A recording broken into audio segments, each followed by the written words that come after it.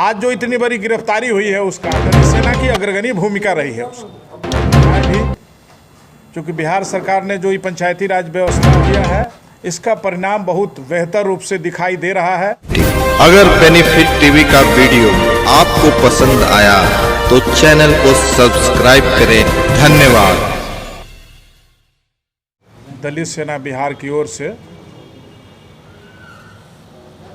9 वर्ष की हार्दिक शुभकामनाएं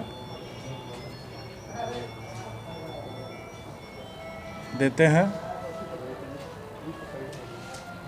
साथ साथ जो आज की हमारी जो प्रेस वार्ता है मूल रूप से दलित सेना बिहार जो राष्ट्रीय लोक जनशक्ति पार्टी के रीढ़ भी है,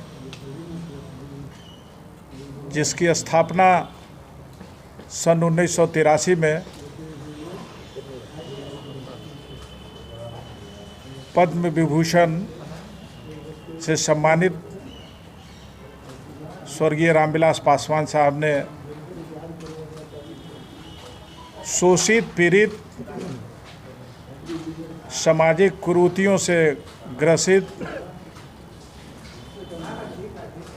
इन तमाम समस्याओं के निराकरण हेतु, चाहे वो देश में हो या बिहार के किसी बिहार प्रदेश में किसी भी ज़िले में हो, जहाँ भी शोषित पीड़ित मानवता पर किसी भी तरह का अत्याचार हुआ है, दलित सेना बिहार आगे बढ़ चढ़ के उन समस्याओं के निराकरण में अपने संघर्षशील जमात कर्मठ साथियों के साथ मिलकर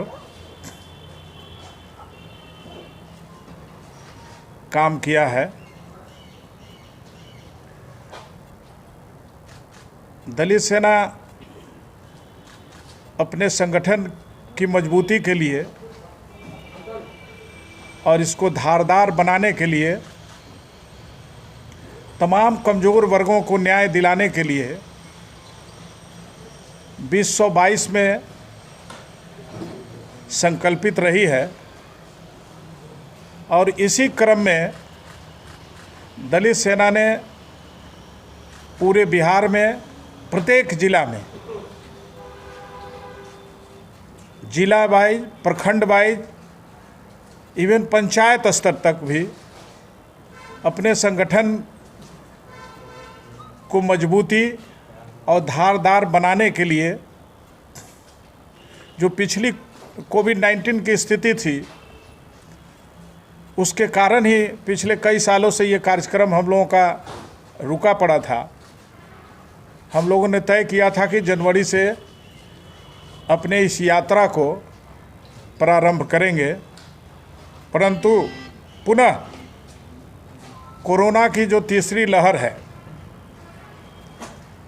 इस तीसरी लहर ने हम लोगों के कार्यक्रम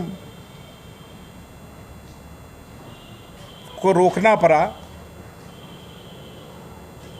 ये कार्यक्रम हम अपने आदरणीय दलित सेना एवं राष्ट्रीय लोक जनशक्ति पार्टी के राष्ट्रीय अध्यक्ष सह केंद्रीय मंत्री भारत सरकार आदरणीय पशुपति कुमार पारस जी के दिशा निर्देश पर ही हम लोगों ने तय किया था। और कोविड-19 के कारण जो सामने परिस्थितियां आई है, उन परिस्थितियों को मद्देनज़र रखते हुए दलित सेना ने ये फैसला किया कि जब तक सामान्य स्थिति नहीं हो जाती है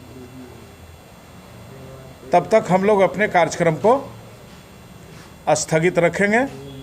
पुनः जैसी स्थिति बनती है, आगे का कार्यक्रम दलित सेना बिहार प्रत्येक ज़िले में अपने साथियों की मजबूती के लिए हम काम करेंगे। साथ साथ हम सबसे पहले आपके माध्यम से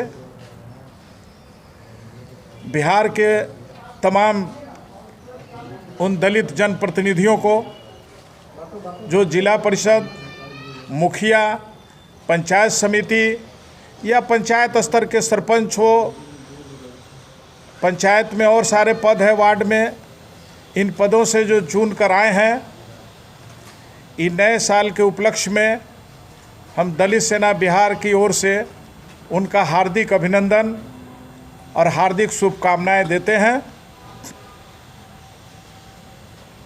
कि वो अपने इस पंचायती राज व्यवस्था के तहत जहां भी जिस तरह का कार्य पंचायत में समाज में होता है उस कार्य को विकसित करें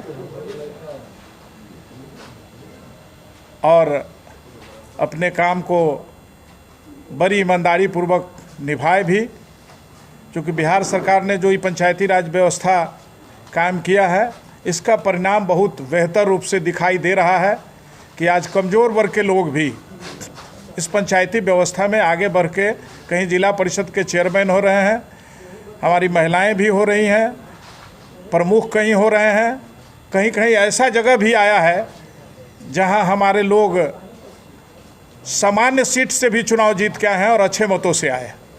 ये उनकी लोकप्रियता का ये है। और हम बिहार सरकार, खास करके माननीय नीतीश कुमार जी को भी बधाई देना चाहते हैं कि उन्होंने जो एक संरक्षा बनाया खास करके महिलाओं के लिए, कमज़ोर वर्गों के लिए, उसमें बहुत बड़ी सफलता भी मिली है।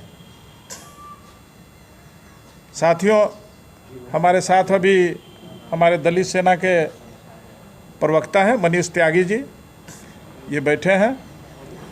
रंजीत पासवान जी हैं, कृष्णा पासवान जी हैं, दलित सेना के नेता।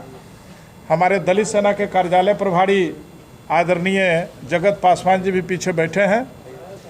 हमारे पार्टी के प्रभारी राधाकांत पासवान जी जो कार्यालय के प्रभारी हैं वो भी हैं। साथ साथ हमने शक्ति भाई को भी, शक्ति पासवान जी जो हमारे लीडर भी हैं और दलित सेना के भी काफ़ी मजबूत लीडर रहे, मजबूत साथी हैं हम लोगों के बीच में, वो लोग भी बैठे हुए हैं। हम अपनी ओर से इन तमाम साथियों को बधाई देना चाहते हैं।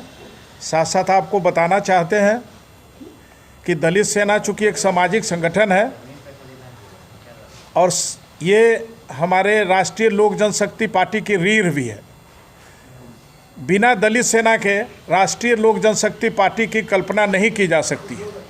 इसीलिए ये तय किया था हम लोगों ने कि पहले दलित सेना के मजबूती को, जो है मजबूती है भी पहले से, लेकिन जो परिस्थिति आ गई है उस परिस्थिति में हम लोग दलित सेना को मजबूत करें और दलित सेना जैसे जैसे मजबूत होती चली जाएगी हमारी पार्टी भी उतने ही तीव्र गति से बिहार में ही नहीं पूरे देश में अपनी ऊंचाई प्राप्त करेगी, क्योंकि दलित सेना का संगठन पूरे देश में है। और आप जानते रहे हैं कि हमेशा से दलित सेना अपना कोई ना कोई कार्यक्रम करती रही है। हम लोगों ने फैसला भी लिया है पहले से कि जैसे ही सामान्य परिस्थितियां आ जाएगी, बिहार सरकार का या भारत सरकार का कोई गाइडलाइन आ जाएगा,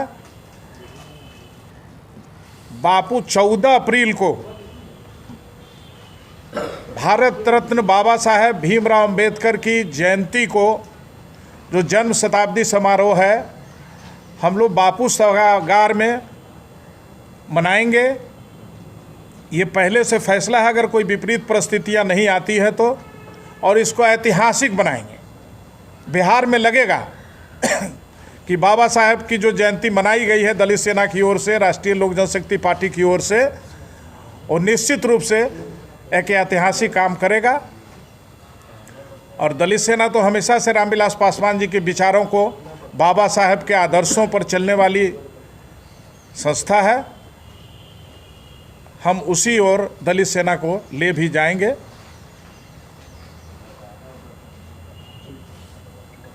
और कुछ बताएं सर? एक जी क्वेश्चन है सर। जी जी दलित सेना दलितों के लिए क्या उत्थान का कार्य कर रही है? देखिए, दलित सेना दलितों के उत्थान के लिए ही कार्य कर रही है। हमने पहले भी आपको बताया कि दलित सेना एक सामाजिक संगठन है। जहाँ जहाँ सामाजिक स्तर पर किसी भी तरह का भेदभाव होता है, दलित सेना निश्चित रूप से उस भेदभाव में बिना, चाहे वो जितनी बड़ी बातें हों, चाहे वो वैशाली में एक दलित बच्ची का बलात्कार हो, उस पर दलित सेना ने क्या बिल्कुल दलित सेना गई थी वहाँ, हम खुद गए थे, हम उनसे उसमें गिरफ्तारियाँ भी हुई है। दलित सेना ने वहाँ के जिलाधिकारी और वहाँ के जो वरीय पुलिस अधीक्षक हैं उन तमाम लोगों से मिल के दबाव डाला, और दलित सेना के ही दबाव का आज नतीजा भी है। भले कोई लोग पीठ थपथपा ले, हम नहीं कह सकते ही बात।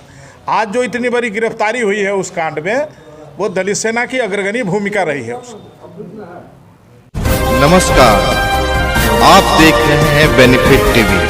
हजारों दर्शकों का मनचाहा कार्यक्रम, हजारों साथियों का मनचाहा प्रोग्राम, आप देख रहे हैं बेनिफिट टीवी।